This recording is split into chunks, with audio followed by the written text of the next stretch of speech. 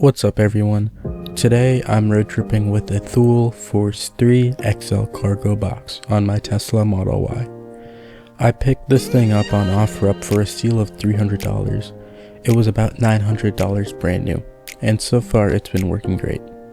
I'm heading from Rockland County, New York all the way to Blacksburg, Virginia, which is about a 525-mile drive, where I go to college at Virginia Tech. I'm leaving midday with temps around 72 degrees, and it is a bit rainy, so it won't be the most ideal conditions for a range test, but let's see how this setup performs on a long trip. We are taking the Model Y for this trip because I'm hauling basically 2 semesters worth of stuff.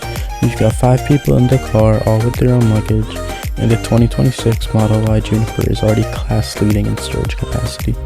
You've got 33 cubic feet with all the seats up, and over 75 cubic feet max, plus a 4 cubic foot trunk that is perfect for smaller items. On top of that, I added the Thule Force 3 XL, which adds another 18 cubic feet. Altogether, there's just no way we'd fit this all without the cargo box.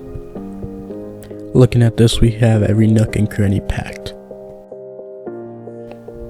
So now we are basically attaching the roof box to the car. It is a very simple process. You should have another person help you put it on the car, but it is totally possible to do it with one person.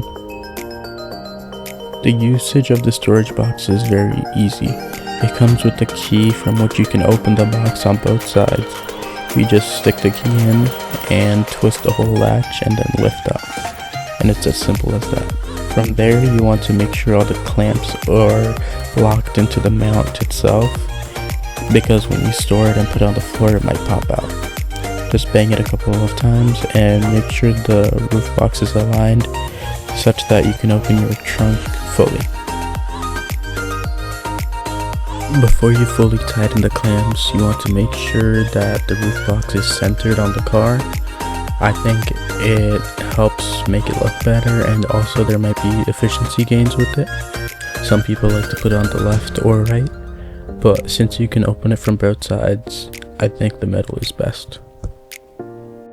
From there, you should tighten the clamps to the roof rails and keep on tightening until it starts clicking, such that it can't get tightened anymore. Tesla recommends that you put a maximum of 165 pounds on these roof rails, so you should plan to put the most lightweight stuff in the roof boxes of your car. And here it is, the fully installed roof box. This is all the extra space you can get with it. I've put a pillow, fan, and some lightweight clothes, so this will definitely be under the 165 pound limit.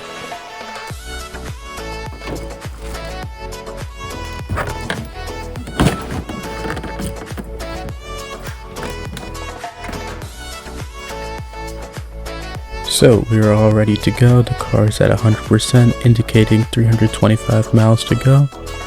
And let's get the road trip started.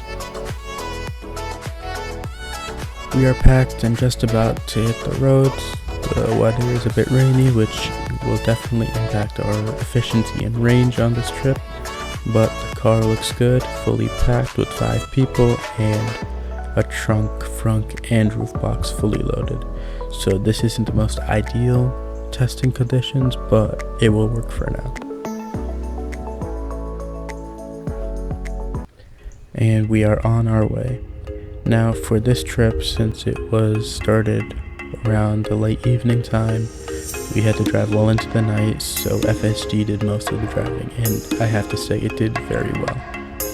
So for the first leg, we had an efficiency of about 79%, and this was really good considering the roof box on the top of the car, as Tesla is more focused on efficiency rather than throwing raw battery at the car. At Chambersburg, we charged for 15 minutes, giving us enough range to drive another 100 miles. We arrived at Woodstock, and there we also charged for another 10 minutes. From Woodstock, we drove to Lexington, where we had an efficiency number of 79%, driving 95 miles.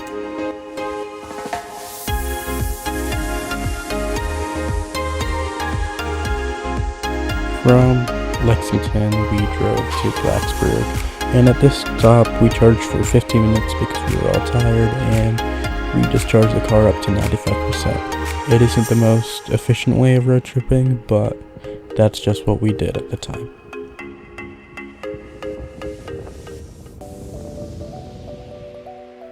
So, to summarize, we drove an average of 523 miles total at an efficiency number of 292 watt-hours per mile, or 77%.